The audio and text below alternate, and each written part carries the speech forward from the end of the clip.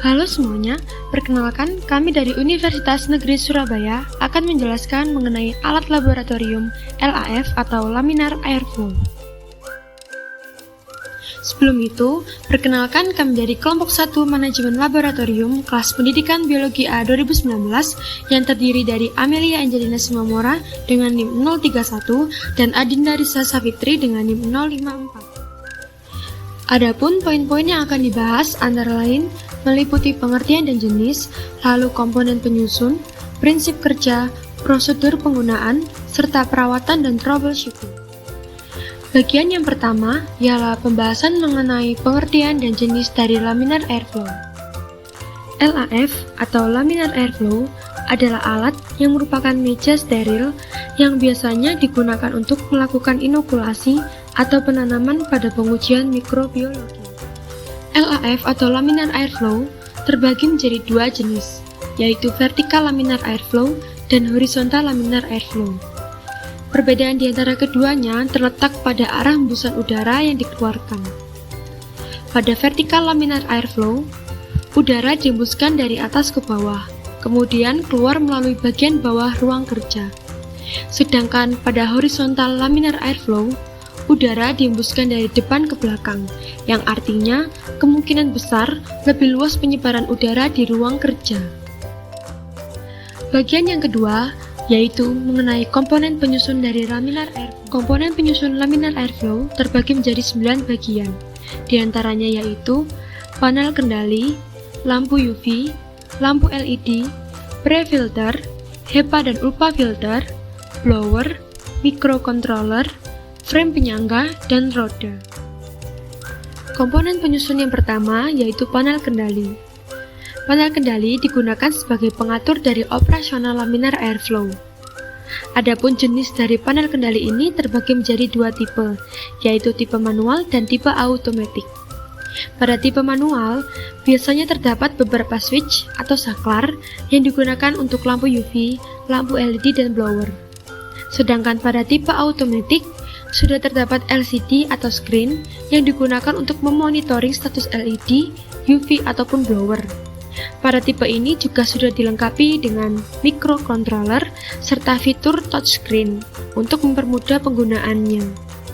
Komponen yang kedua yaitu lampu UV. Lampu UV pada laminar airflow berfungsi dalam sterilisasi, yaitu mereduksi bakteri dengan cara yang aman. Lampu UV biasanya dinyalakan selama 30 menit sebelum digunakan, yaitu saat proses persiapan dan akan dimatikan saat laboran akan memulai bekerja. Komponen selanjutnya yaitu lampu LED. Lampu LED pada laminar airflow berfungsi untuk memberikan pencahayaan yang cukup. Pada tipe panel manual, hanya bisa diatur on-off-nya saja, tanpa bisa diatur tingkat kecerahannya. Namun pada tipe automatic, bisa diatur tingkat kecerahannya. Berikutnya adalah pre-filter. Pre-filter merupakan filter pertama yang memiliki ukuran pori-pori berkisar 5 mikrometer yang berfungsi dalam penyaringan udara yang masuk. Dan setelah udara masuk, akan ada filter selanjutnya yang bertugas untuk membersihkan udara dari virus dan bakteri. Selanjutnya adalah komponen HEPA dan ULPA filter. Kedua komponen ini merupakan bagian yang sangat penting pada laminar airflow. Bagian ini merupakan bagian yang sering dilakukan pengecekan atau penggantian secara berkala. Hal ini dilakukan untuk memberikan performa yang baik terhadap kualitas udara yang dihembuskan oleh laminar airflow. Komponen penyusun yang selanjutnya yaitu blower. Pada laminar airflow, blower berfungsi untuk menghembuskan udara bersih yang telah disaring oleh filter ke ruang kerja dan akan keluar dari posisi atas atau depan. Hembusan udara pada laminar airflow diusahakan tidak terlalu kencang dan juga tidak terlalu lemah. Maka dari itu, perlu dilakukan pengecekan kekuatan hembusan angin menggunakan alat yang bernama anemometer. Dan selanjutnya yaitu microcontroller. Microcontroller pada laminar airflow masih jarang ditemui. Akan tetapi, belakangan ini sudah ada beberapa fitur dari laminar airflow yang disematkan microcontroller. Hal ini biasanya dilakukan untuk melakukan lama setting persiapan laminar airflow. Selanjutnya ada frame penyangga. Frame penyangga ini digunakan untuk dudukan dari laminar airflow itu sendiri. Bentuk laminar airflow yang besar membutuhkan dudukan yang kuat dan stabil. Maka dari itu, umumnya frame penyangga pada laminar airflow terbuat dari besi atau rangka baja yang memang diperuntukkan untuk menopang benda berat seperti laminar airflow. Komponen selanjutnya yaitu roda. Laminar airflow merupakan salah satu alat yang jarang dipindah-pindahkan posisinya. Akan tetapi pada saat adanya renovasi laboratorium atau penambahan alat baru di laboratorium, laminar airflow ini biasanya dipindahkan. Dengan adanya roda, maka pemindahan dari laminar airflow itu akan lebih mudah. Yang ketiga yaitu prinsip kerja dari laminar airflow. Prinsip kerja laminar airflow. Pertama-tama, blower akan meniupkan udara steril secara kontinu melalui ruang inokulasi, sehingga ruangan terbebas dari debu maupun bakteri yang dimungkinkan jatuh di media.